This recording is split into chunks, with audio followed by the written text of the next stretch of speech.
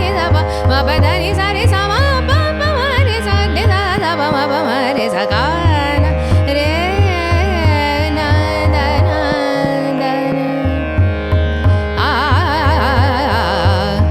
आ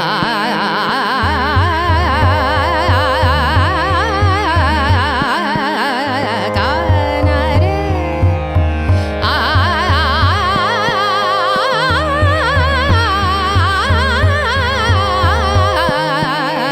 गा ना रे ना दा ना दा ना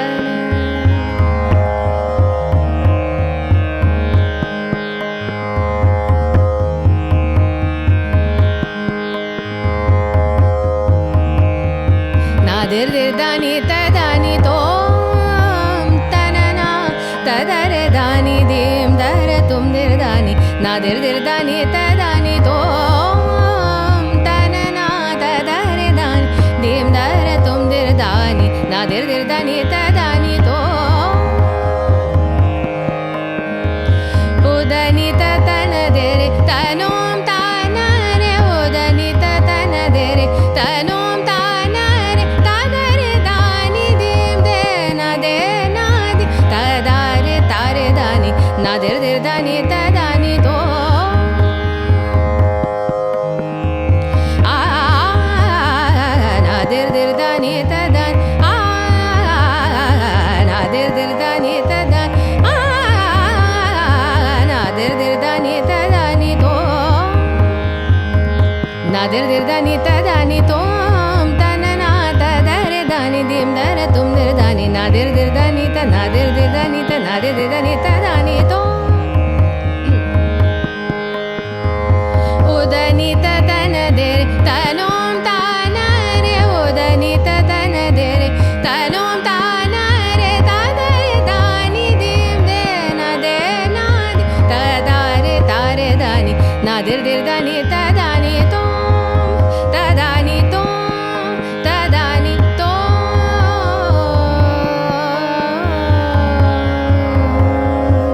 आ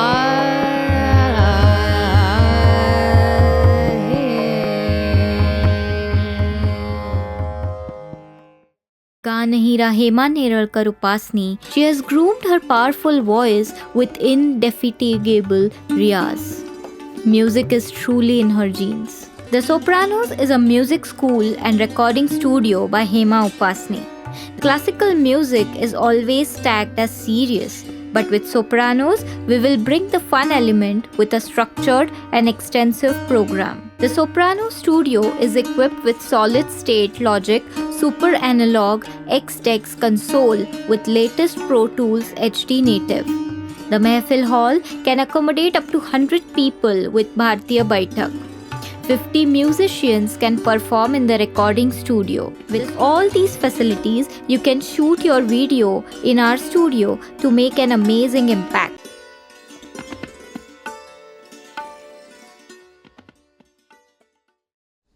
मंडळी नमस्कार. आज आपल्या स्टुडिओमध्ये आपण एका गोड गायिकेला बोलवलेलं आहे, जिचं राग केदारमधली एक इतकी सुंदर रचना आपण ऐकली आहे. तेव्हा मी स्वागत करते. सायली, तुझं मनापासून स्वागत. थँक्यू हेमाताई. आणि सायली तळवळकर ही इतक्या मोठ्या घराण्यातनं तू आलेली आहेस, तर मला आधी एक तर तुझ्या घरातलं सगळं वातावरण खरंच समजून घ्यायची खूप इच्छा आहे. की नवरा एक उत्तम तबला आर्टिस्ट आहे, ज्याचं जगभरात एवढं मोठं नाव आहे.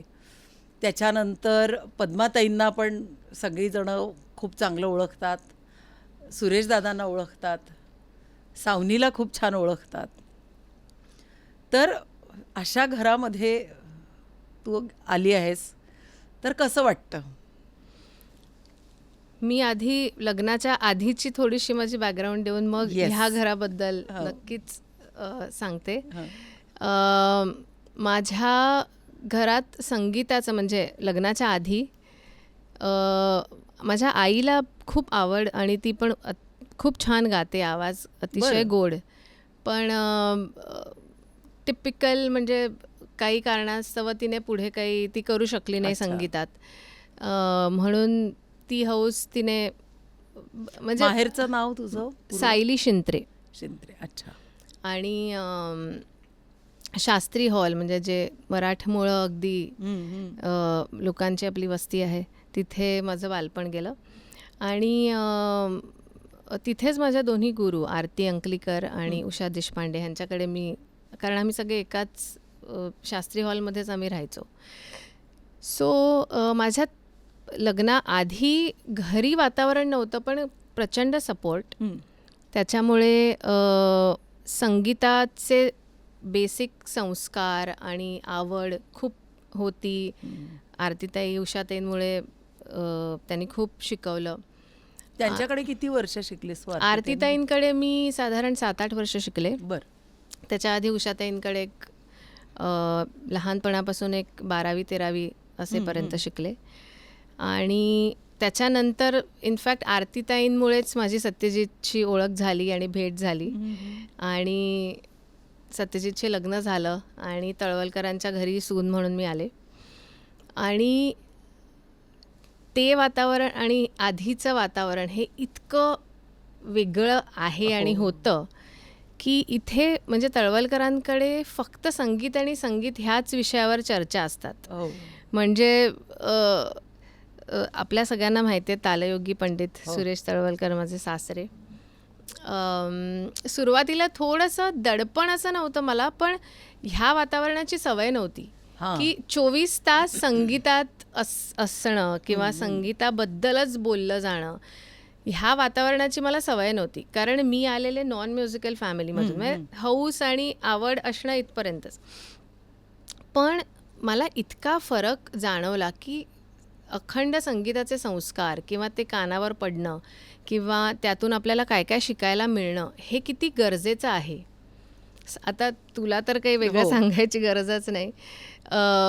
त्याच्यामुळे उठल्यापासून झोपेपर्यंत वेगवेगळ्या बंदिशी किंवा वेगवेगळे रागांवर चर्चा किंवा ताल किंवा कोणत्या बुजुर्ग आर्टिस्टबरोबर म्हणजे त्यांचं असोसिएशन किंवा त्यांचे अनुभव हे इतकं अफाट, म्हणजे माझ्यापुढे इतका मोठा समुद्र असा खुला झाला की अच्छा हे केवढं मोठं आहे. आणि त्याची भव्यता दिव्यता मला खरी कळली जेव्हा मी ह्या घरात लग्न करून आले.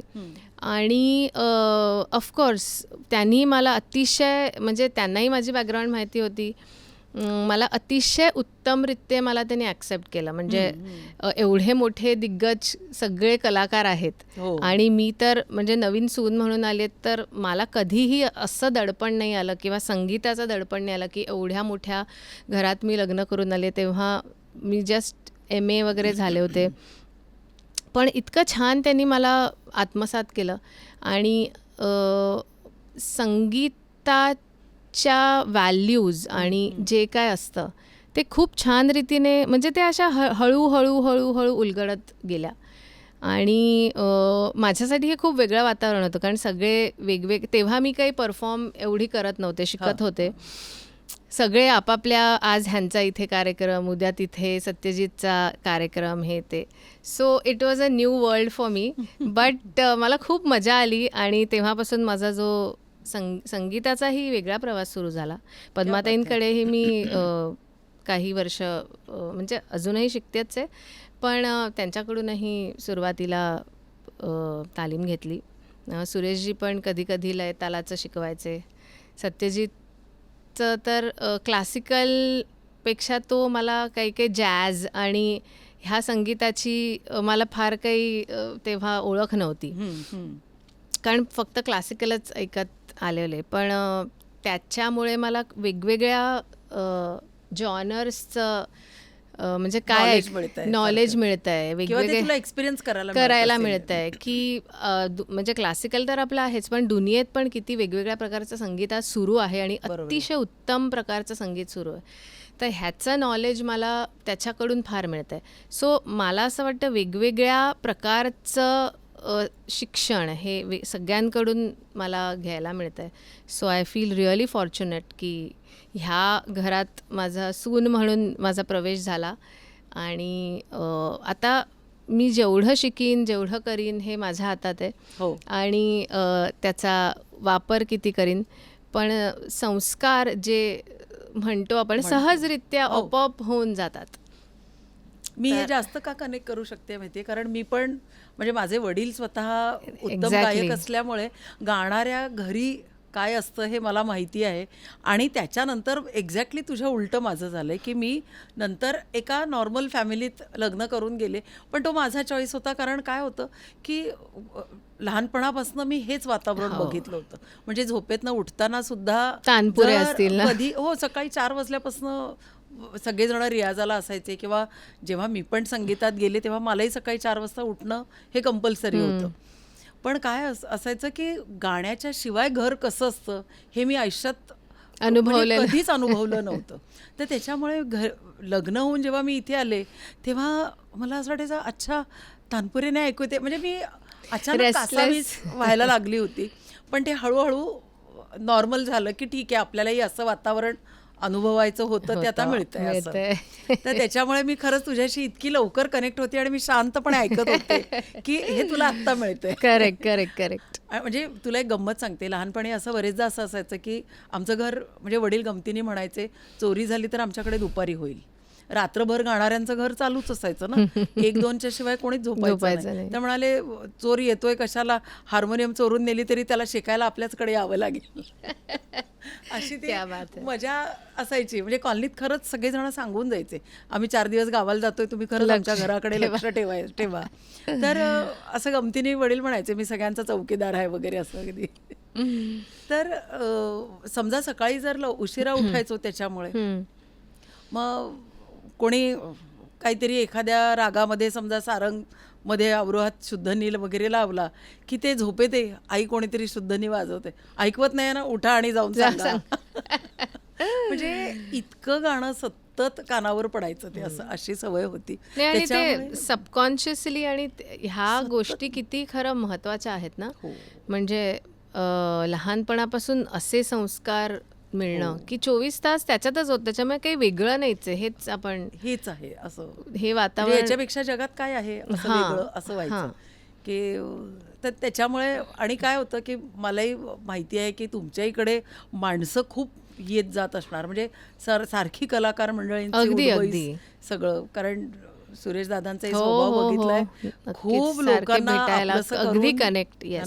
इव्हन पद्माताईंचं पण बरेचदा आम्ही गाणं औरंगाबादला केल्यामुळे त्यांच्याही स्वभावाचा अंदाज आहे. मला एक सांग की आरतीताईंकडे आणि पद्माताईंकडे तुझं साधारण रियाजाची पद्धत कशी होती? म्हणजे शिकण्याची पण तू मला साधारण पद्धत सांग, दोघींची पण. आणि तू स्वतःचा रियाज कसा करतेस? आरतीताईंकडे आम्ही आरतीताई गायला बसतात, म्हणजे बसायच्या. मी जेव्हा शिकायला जायचे तेव्हा रोज त्यांच्याकडे, कारण आम्ही एकाच बिल्डिंगमध्ये राहायचो, शास्त्री हॉलमध्ये, जसं मी म्हटलं. तर कधी मला फोन करून, कारण त्या 3ऱ्यावर आणि मी 6व्यावर अगदी वरती त्यांच्या, तर मला कधीही त्या बोलवायच्या फोन करून, फ्री आहेस, ये खाली रियाजाला. सो त्या गायला बसायच्या आणि एखादा राग सुरू व्हायचा आणि रियाज आम्हाला त्या दाखवायच्या. आणि सुरुवातीला आधी एखादा राग आपण मांडतोय, आलापी, बोलताना, ताना वगैरे, त्याआधी पिकअप करायचा आम्हाला त्या ट्रेनिंग द्यायच्या. त्या गायच्या लगेच आम्हाला, म्हणजे तो एक ग्रास्प पिकअप आपला वाढण्यासाठी.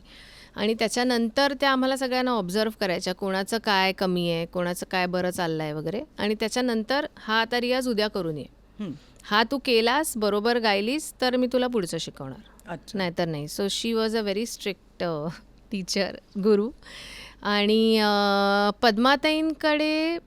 पद्माताई एक एक गोष्ट बऱ्याचदा घोटून घेतात. अच्छा. म्हणजे एखादी फ्रेज असेल, निरे गम प म ग रे ग रे सा ही असेल यमनची, तर एक एक फ्रेज त्यांचं असं म्हणणं आहे की ती गळ्यावर अगदी सुरेल चढली पाहिजे. त्याची गोलाई, त्याची होल्डिंग, म्हणजे जी स्थानं असतात ती सगळी अगदी ठाय लईपासून हळूहळू वाढवत पुढे ती फास्ट लईपर्यंत, तानेच्या लईपर्यंत कोणतीही फ्रेज घ्या. सो ह्या 2 वेगवेगळ्या गोष्टी मला शिकायला मिळाल्या की आरतीताईंकडे आपल्याला पटकन एखाद्या गोष्टीचा पिकअप कसा करता येईल ही गोष्ट पण मिळाली. परत त्या ठरवून द्यायच्या, हा रियाज आहे, घरी जाऊन 1001 वेळेला ही तान घोटायची अच्छा. आणि यायचं उद्या. नाही आली तर नाही, मग त्याच्या दुसऱ्या दिवशी. सो हे 2 भिन्न तालमीचे प्रकार, पण खूप म्हणजे वेगवेगळ्या रीतीने शिकायला मिळालं. क्या बात आहे. पण तू तुझा स्वतःचा रियाज कसा करतेस आता? म्हणजे कारण काय, तू दोघींच्याकडूनही खूप उत्तम हो. तुला गोष्टी मिळाल्या आहेत, हो. पण त्याच्याशिवाय आपला स्वतःचा एक विचार त्याच्यात असतोच. अगदी. पण आता स्वतः किंवा सुरुवातीच्या काळापासून तू स्वतःचा रियाज कसा करत होतीस? जसं उषाताई माझ्या पहिल्या गुरु, फिरोज दस्तूरजींच्या स्टुडंट, त्याच्यामुळे एक सुरांचं खूप म्हणजे लगन किराणामध्ये जास्त असते. तर त्यांनी मला दाखवल्याप्रमाणे उठल्या आधी स्वरसाधना जशी आपण सगळेच करतो, शुद्ध स्वरांचा रियाज असतो. नंतर मंद्रातले स्वर आधी स्ट्रेट लावायचे, हो. त्याच्यानंतर थोडं त्याला गोलाई कनेक्शन, एखादी फ्रेज घेऊन तोडी म्हणा, भैरव म्हणा, कोणताही राग. त्याच्यानंतर सुरांचा रियाज एकदा झाला की मग एखाद्या रागाचं चलन घ्यायचं त्या दिवसाला. सपोज कोणताही जो राग आपल्याला मनात असेल तो ठाय लयीत चलन घ्यायचं. सपोज भैरव असेल तर काही मंद्रातल्या फ्रेजेस त्या घोटत राहायच्या. मग थोडं पुढे जाऊन मध्य सप्तकातल्या, मग हळूहळू तार सप्तकातल्या, अगदी नाही. सो त्याच्यानंतर एखादी बंदिश घेऊन ती घोटत राहायची. जसं पद्माताईंनी आम्हाला शिकवलं आहे की एक गोष्ट घेऊन ती जोपर्यंत तुम्ही हजारो लाखो वेळेला म्हणत नाही तोपर्यंत ती खऱ्या रीतीने आपल्या गळ्यावर चढत नाही. बरोबर आहे. त्याच्यामुळे जेवढं घोटाल ते म्हणजे अगदी त्याचा कस म्हणजे हवा असेल गळ्यातून तर you have to do that. म्हणजे आणि मोजमाप नाही आहे त्याला, अगदी 1 तास 1.5 तास. म्हणजे आजकाल आपणही, म्हणजे मीही शिकवते, तुम्ही शिकवता, आजकाल एवढा पेशन्स कोणाचा आहे त्या बाबतीत. त्याच्यामुळे पण आपल्याला आय थिंक तसं म्हणजे गुरूंनी करून घेतलं आहे, त्याच्यामुळे तो कस यायला पाहिजे तोपर्यंत. मग एखादं सेशन फक्त तानांचं की सपाट ताना किंवा, पण मर्म म्हणजे एक घेऊन ती हजारो लाखो वेळेला म्हणत बसणं. हे मेन सगळ्यांचीच शिकवण आहे, सगळ्याच गुरूंची, की त्याच्याशिवाय तुम्हाला त्याचा कस नाही येणार गळ्यात आणि तुम्ही पुढे नाही जाऊ शकत नाही.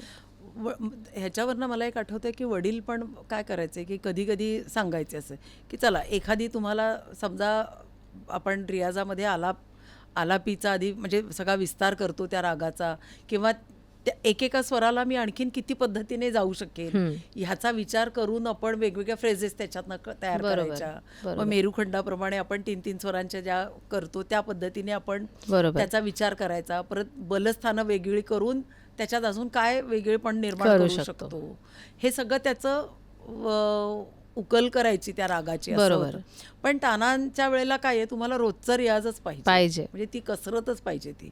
आणि ती करत असताना तर ते आम्हाला कधी सांगायचे की एक पॅटर्न. आपण ते काय होतं लहान असताना किंवा रियाजाच्या ह्याच्या वेळेला काय होतं की एक गळ्यातून छान गेली की तीच गावीशी वाटते असं होतं. ते म्हणायचे आता कळलं, हे तुम्हाला आलंय, आता दुसरं काहीतरी शोधा ह्याच्यातनं, असं व्हायचं. मग ते सांगायचे.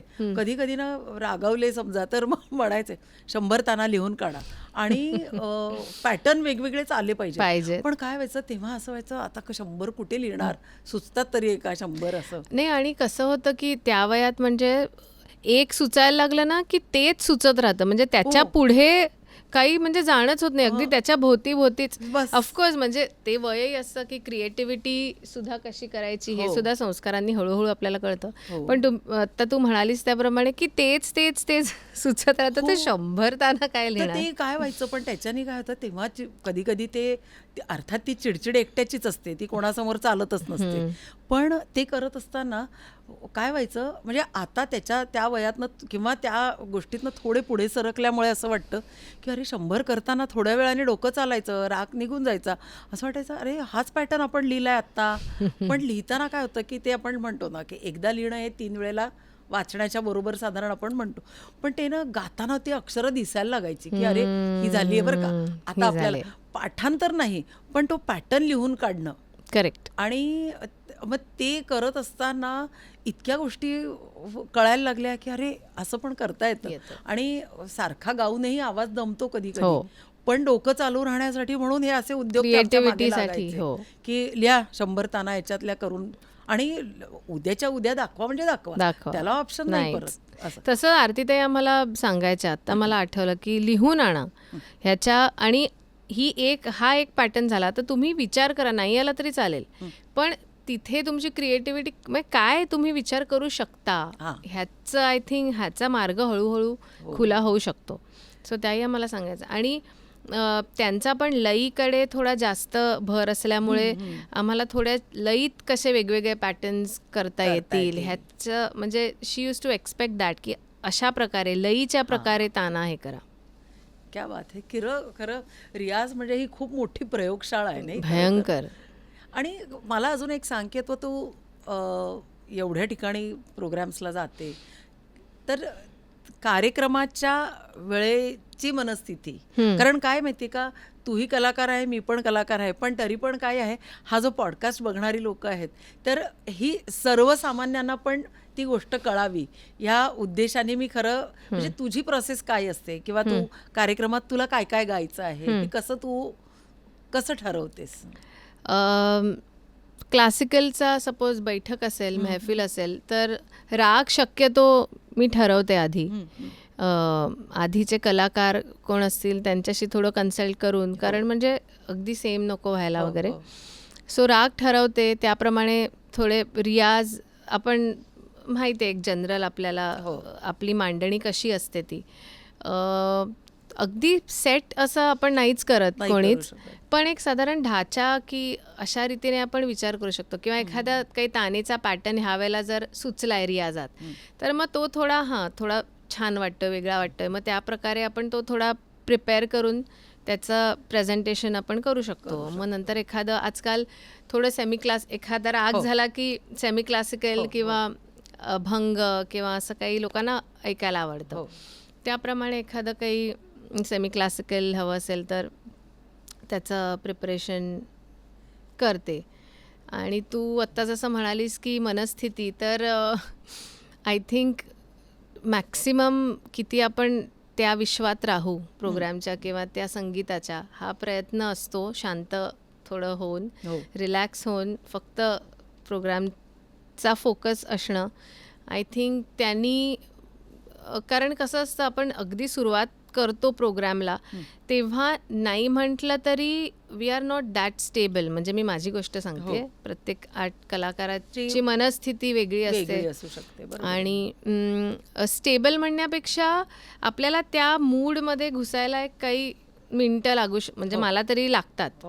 तर माझा कायम प्रयत्न असतो की नाही आपण बसलोय आणि आपण जसा घरी रियाज करतोय, जेवढा आपण रिलॅक्स्ड माइंड घरी असतो किंवा आपण शिकवत असतो किंवा स्वतःचा रियाज करत असतो, तर तोच माइंडसेट आपण स्टेजवर आणायचा असेल तर काय काय आपण केलं पाहिजे किंवा काय करायला पाहिजे किंवा तोच माइंडसेट आला पाहिजे, मग आपलं गाणं अजून सहज रीतीने होऊ शकतं. बरोबर आहे. सो हा प्रयत्न माझा कायम असतो. कधीतरी तो माइंडसेट असतो नॉर्मल, कधीतरी नसतो, मग थोडासा त्याला वेळ लागतो. पण माझा प्रयत्न असा आहे की बसल्या बसल्या छानच सुरू झालं पाहिजे असं. म्हणजे इझिली आपण त्याच्यात घुसलो पाहिजे, त्या झोनमध्ये गेलं पाहिजे असं होतं. पण अर्थात म्हणूनच त्यालाच मला असं वाटतं आता झोन हा शब्द आलाय, रंगदेवता आपण त्याला म्हणतो. करेक्ट. ती प्रसन्न असेल तर ती आपल्याकडून काम करून घेते. सायली, मला एक सांग की तू पण आत्ता जसं तू म्हणालीस की तू पण शिकवतेस आता, तर तू स्वतः शिकवताना त्या शिष्यांमध्ये किंवा एखादा अगदी म्हणजे शिष्य म्हणजे तरी तो थोडासा प्रगल्भ आपण असं समजूया, अगदी नवीन येणाऱ्या मुलांच्या मध्ये तू काय बघतेस आणि कसं त्याला शिकवायला बघतेस तू असं? आजचा जसा जमाना आहे तुला माहितीच आहे की ऑनलाईन ऑफलाईन दोन्ही प्रकारे शिक्षण घेतलं जातं, दिलं जातं. तसंच माझ्याकडे पण बरेच ऑनलाईन स्टुडंट्स आहेत, काही घरी येतात. नंतर द फाउंडेशन रूम TFR म्हणून ही ऑनलाईन इन्स्टिट्यूट आहे, बरं. पंडित निलाद्री कुमारजी यांची. बरं. पॅन्डेमिकच्या जस्ट आधी त्यांनी ॲक्च्युअल क्लासेस सुरू केलेले, पण पॅन्डेमिकमुळे मग इट शिफ्टेड टू ऑनलाईन. तर तिथेही मी ऑनलाईन शिकवते. नंतर ते म्हणजे ॲक्च्युअल शिकवते. आर्ट फिल्स म्हणून एक संस्था आहे, भक्ती देशपांडे डान्सर आहे, शी इज अ फाउंडर. तिथे मी ॲज अ हेड मेंटर म्हणून आहे. तिथे आम्ही वर्षाचा कोर्स डिझाईन करतो बरं. आणि वर्षाचे व्हिडिओज रेडी करतो. आणि माझ्या अंडर 20 ते 25 teachers all over the world शिकवायला आहेत. बरं. तर ते माझे व्हिडिओज आधी लावतात आणि मग त्या टीचर्स 1 to 1 किंवा what ever in group sessions त्यांना शिकवतात. अच्छा. सो माझ्याकडे म्हणजे माझी पद्धत तू विचारली शिकवायची. सुरुवातीला आजच्या जमान्यात लोकांना फार पटपट शिकून परफॉर्मन्स द्यायचा असतो. तर हे आधी त्यांना थोडं समजवावं लागतं की तुम्हाला काही वर्ष ह्याच्यातलं बेसिक ट्रेनिंग घेऊन थोडा आवाज, थोडा नाही म्हणजे चांगलाच घडल्याशिवाय तुम्ही परफॉर्म नाही करू शकत. पण ते थोडं समजवावं लागतं की एक लेवलला जायला तुम्हाला एवढे परिश्रम आहेत. तर बऱ्याच जणांना घाई असते की नाही नाही नाही, कारण इन्स्टा आहे, फेसबुक आहे, पटकन गाऊन शिकून ते तिथे पोस्ट करायचं आणि फॉलोवर्स मिळवायचे, वॉट एव्हर. ते सगळं पुढचं गणित आहे त्यांचं. हां, तर त्याच्यासाठी आधी बरेच जण शिकतात. म्हणजे संगीत नाही म्हणजे आपण आपल्याला आवडतं म्हणून शिकतो, पण बरेच जण आजकाल नाही, फेमस होणं आहे, प्रोग्राम्स करणे. तर ते आधी समजून द्यावं लागतं त्यांना. म्हणजे सगळेच असे नसतात, काही. तर म्हणजे स्टुडंटमध्ये बेसिक आपण सूर ताल हे बघतोच सगळे, आणि इच्छा किती आहे, कारण त्याच्याशिवाय पुढे जाण्यात काही अर्थ नाही आहे. बरोबर आहे. सो तो एक अंदाज पण येतो की हां, सूर ताल चांगले आहेत, इच्छा आहे, मग पुढे आपण नक्कीच त्यांच्यावर परिश्रम घ्यायला तयार असतो. नाहीतर मग आपलेही परिश्रम वेस्ट होऊ शकतात. आणि पण आहेत, करणारेही खूप आहेत. म्हणजे चांगले गळे घेऊन सुद्धा येतात, म्हणजे स्टुडंट्स, नाही असं नाही. पण सुरुवातीला मला ऑनलाईन मध्ये एवढं आय वॉज नॉट कम्फर्टेबल, कारण सवय नव्हती. पण पॅन्डेमिकमुळे खूप ऑनलाईन, म्हणजे मुंबईत राहणारे सुद्धा ऑनलाईनवर शिफ्ट झाले. Of course there are pros and cons. Main म्हणजे तबल्याबरोबर ऑनलाईनचं थोडं एवढं जमत नाही. हो, किंवा मला असं वाटतं कुठल्याही इन्स्ट्रुमेंटलला ऑनलाईन करायला थोडा त्रास होतो. त्यातल्या त्यात गाणं आपण करू शकतो, पण त्याच्यात तबला आला की थोडं, जे आता तू आणि मी समोर बसून तबल्यावर जर गातोय तेच ऑनलाईन मध्ये लॅग येतो, टेक्निकल थोडे. पण आय थिंक इट्स फन. म्हणजे जर ह्या गोष्टी जर बाजूला ठेवल्या तर आज पॉझिटिव्ह गोष्टी पण खूप आहेत, आणि कुठून लोकांना शिकायचं असतं ते शिकतायत, आणि हौस ज्यांना आहे ती हौस पूर्ण करू शकतात. So experience is good. म्हणजे मला पण शिकवायला आवडतं.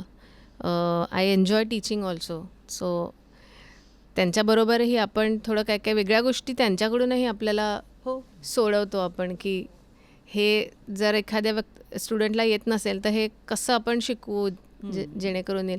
तसं माझा एक अमेरिकेचा स्टुडंट आहे, आणि आवाज वगैरे सगळं छान मस्त आहे, पण तानपुऱ्यावर त्याला सूर लावताच यायचे नाहीत इनिशियली. म्हणजे एकीकडे C# चाललंय आणि भलतंच काहीतरी. मग मी इतकी त्याला शिकायची इच्छा होती. मी म्हटलं आता हे कसं शिकवू ह्याला. मी तर नाहीच म्हटलं, मला नाही जमणार. आता कसं जमणार ना, सूरच मॅच होत नाही. मग असं सुचलं की, म्हणजे हे काय नवीन सुचना नाही आहे, पण म्हटलं तू हार्मोनियम घेऊन बस, कारण तो हार्मोनियम थोडंफार वाजवतो. म्हटलं हार्मोनियम घेऊन बस आणि ट्राय कर. तर ते आता एकदम तो भाग त्याचा सुटला. मग आता आम्ही परत तानपुऱ्यावर आलो आणि ते सोपं झालं. सो अशा काही काही गोष्टी आपल्याला पण थोड्या आपण. आणि मला असं वाटतं आपण सगळ्यात जास्त शिकतो ती पेशन्स शिकतो. आणि तेव्हा कळतं की आपल्या गुरूंचं महत्व तेव्हा जास्त कळतं. आपल्या मागे त्यांनी किती कष्ट केलेत आणि केवढे कष्ट केले असतील, किती पेशन्स ठेवलाय. खरंच आहे. आता ना सायली, मला एक गंमतशीर प्रश्न विचारायचा आहे की सत्यजित एवढा उत्तम तबला वादक आहे, म्हणजे तो बाहेरच्यांसाठी उत्तम तबला वादक आहे, आणि ते आहेच, पण नवरा म्हणून तुम्ही दोघंही एका फील्डचे आहात. कधीतरी घरी होतात का जोरजोरात बोल वाजतात का तबल्याचे किंवा तुझ्याकडून मोठमोठ्या ताना जातात म्हणजे का? तुझा प्रश्न संगीताविषयीच्या चर्चेत का संगीत ते तर चर्चेत? इतर म्हणजे इतर. as a नवरा बायको, कारण तुम्ही दोघंही आर्टिस्ट भयंकर. ते तर त्याच्याशिवाय म्हणजे काही संसारात काही अर्थच मजा नाही नाही ना, त्याच्यात. मजाच नाही. कारण दोघेही कलाकार असल्यामुळे दोघांचे डोकी वेगवेगळ्या प्रकारे चालतात. हो, कारण आणि क्रिएटिव्ह ना दोघंही जण. क्रिएटिव्हिटी हां, त्याच्यामुळे एखादी गोष्ट एकाला प्रचंड पटते, दुसऱ्याला अजिबात पटत नाही. मग ती गोष्ट कशी वाईट आहे हे सांगण्यात भांडण आणि मग ती कशी बरोबर आहे हे. सो टिपिकल नवरा बायकोचं रिलेशन असतं तसंच, म्हणजे भांडाभांडी खूप असते, वादावादी. पण at the end of its कोणीतरी मग हार मानतं किंवा माघार घेतं. ॲटलिस्ट तो सब्जेक्ट तेव्हा तरी बंद होईल बंद होईल असं होतं. होण्यासाठी. पण हो, भरपूर भांडण होतात. आणि मला एक सांगतो, एवढे सगळे जॉनर गाते त्यातल्या म्हणजे शास्त्रीय संगीत आपल्याला सगळ्यांना आवडतं कारण ते मेन आहे आपलं. हो.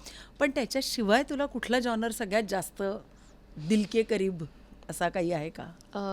मला सेमी क्लासिकलमध्ये ठुमरी, दादरा हे खूप आवडतात. अभंग गायला खूप आवडतात, खूपच आवडतात.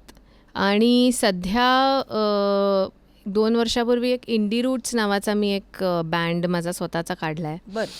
सो त्याच्यात क्लासिकल बेस्डच आहेत, पण म्हणजे ठुमरी, दादरा, बंदिश हेच स्वरूप आहे. काही नवीन कॉम्पोजिशन्स आहेत.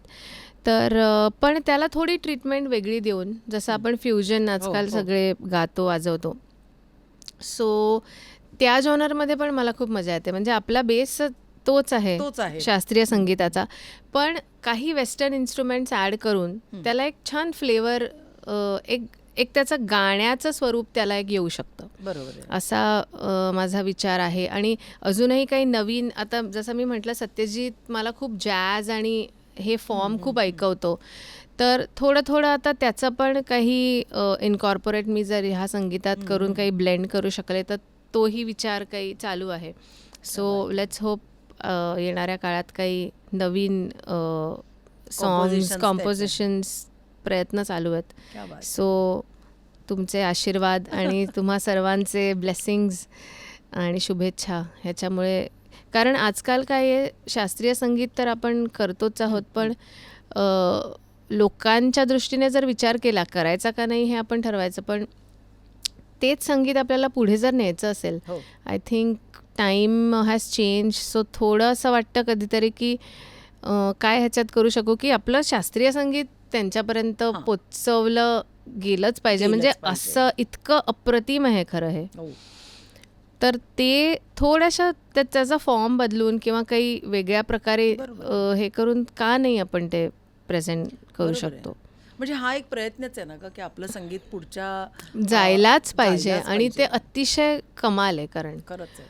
आणि ते जितकं लोकांपर्यंत पोचेल आणि लहान मुलांना स्पेशली जर आवड निर्माण झाली तर ते आता सस्टेन होईल पुढे. बरोबर आहे.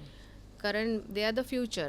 खरंच. सो ते जर छान रीतीने, आणि माझा असा अनुभव आहे की लोकांना मग आता तीच बंदिश आहे, अलबेला सजनायो सपोज, पण तीच थोडी वेगळ्या पद्धतीने प्रेझेंट केली. पद्धतीने म्हणण्यापेक्षा काही इन्स्ट्रुमेंट्स वेगळी त्याच्यात आल्यामुळे त्याची काही वेगळी गंमत तयार होते, जी नवीन लोकांना अट्रॅक्ट करते. आणि ते आपलं संगीत पोचतंय ना त्यांच्यापर्यंत, हे महत्वाचं. सो असा हा इंडी रूट्सचा प्रयत्न आमचा सुरू आहे. आत्ता नवीनच आहे, हळूहळू एस्टॅब्लिश होतोय. सो हाच प्रयत्न राहील पुढे न्यायचा. बरं, ह्या प्रवासात तुला आतापर्यंतचे पुरस्कार काय काय आहेत तुझे? अगदी लहानपणापासून म्हणजे एज्युकेशनल डिपार्टमेंटचा बेस्ट वोकलिस्टचा पुरस्कार आहे. नंतर MA मी केलं, त्याच्यात गोल्ड मेडलिस्ट मुंबई युनिव्हर्सिटीमधून. स्वरझंकारचा युवा पुरस्कार आहे. नंतर अजून आहेत बरेचसे, आत्ता मी नावं नंतर हवं तर सांगते, आता आठवत नाही आहेत. पण सूरमणी पुरस्कार आहे. अरे वा. आज इतकं छान वाटतंय की आपण खूप दिवसाचं खरं तर ठरवत होतो खरंच एक पॉडकास्ट तुझ्या बरोबर करूया. आणि तुझा संगीताचा जर्नी जो आहे म्हणून आमच्या या एपिसोडचं किंवा या पॉडकास्टचं नाव आम्ही म्युझिक कहानिया असं ठेवलंय की बरोबर. तुझ्या मागची स्टोरी आर्टिस्ट होण्याची, कारण प्रत्येकाची स्टोरी वेगवेगळी आहे. खरं आहे. आणि ती प्रत्येकाची स्टोरी वेगवेगळी असून पण खूप ऊर्जा देणारी आहे. आणि त्याच्यातला गमतीदार प्रवास जेव्हा ऐकतो ना, तेव्हा मला असं वाटतं नक्कीच तो लोकांना पण बघायला आवडतो. आणि म्हणून ह्या म्युझिक कहाण्या ह्याचा सगळा आम्ही घाट घातलेला आहे. तेव्हा तू आज आलीस, इतक्या छान आपल्या गप्पा झाल्या, तर त्याच्यासाठी खरं तर खूप खूप आभार. आणि आभार मानू नकोस, कारण मलाही खूप मज्जा आली आज तुझ्याशी मनमोकळे गप्पा मारायला. आणि तू इतका सुंदर तुझा स्टुडिओ आहे आणि खरंच एक मस्त वाईब आहे इकडे, प्रसन्न. आणि एखादा छान महफिल आपण करू शकतो अशा टाईपचा हा स्टुडिओ आहे. तर इथे येऊनही मला कधी मैफिल करायला नक्की आवडेल. क्या बात आहे. आणि तू आज बोलावलंस मला, खरंच थँक्यू सो आपण जे मच. तुझं इंडी पॉप जे तू म्हणते, इंडी रूट्स तर आपण त्याची मैफिल आपण इथे नक्की करू. डेफिनेटली, म्हणजे नक्की क्लासिकल आवडेल. तर तुझे म्हणजे सगळीकडे होत आहेत, किंवा तू जर तयार असशील तर आम्ही वेगवेगळ्या जॉनरच्या आपण सगळ्या मैफिली इथे करायला तयार आहोत. नक्कीच चालेल. नक्की कधीही सांगतो. कारण त्या बाबतीत ना इथे खरंच खूप छान अनुभव येतो की जशा आपण छोट्या घरगुती मैफिली ज्या लहानपणी असायच्या खरंच भारतीय बैठक आणि व्हेरी क्लोज ऑडियन्स, त्याची एक मजा किती खूप मजा फारच छान आहे. आर्टिस्टलाही मजा येते आणि ऑडियन्सलाही इतक्या जवळून आर्टिस्टची कला बघायला मिळते ना. तर ती मजा आपण इथे नक्कीच अनुभवू. नक्की आणि त्याच्यासाठी आम्ही तुला परत खास आमंत्रण देऊ. नक्की आवडेल. आणि परत भेटू आपण. रसिक हो, आज आपण इतका सुंदर गप्पा झाल्या आहेत सायलीशी आणि तिचा संगीताचा प्रवास आपण सगळा समजून घेतलाय. तेव्हा पुढच्या एपिसोडमध्ये नवीन एका आर्टिस्ट बरोबर आपण परत भेटू. आणखीन हो, खूप महत्त्वाचं आहे सायली, काय होतं बरेचदा लोक हा एपिसोड गप्पांच्या, आपल्या गप्पा इतक्या रंगतात की त्याच्यात वाहवत जातात आणि ते सबस्क्राईब करायचं विसरतात. त्यामुळे मला असं वाटतं एकदा तू पण सांग त्यांना की सबस्क्राईब करा, बघू किती लोक ऐकतायत. नाही ऐकतील. आणि नक्की ह्या चॅनलला सबस्क्राईब करा आणि मॅक्झिमम लोकांपर्यंत ह्या आर्टिस्टचं जर्नी आणि सुप्रानोज रेकॉर्डिंग स्टुडिओबद्दल जास्तीत जास्त लोकांना माहिती होणं गरजेचं आहे. सो जरूर सबस्क्राईब करा. सो परत नक्की भेटूया. Thank you so much. थँक्यू.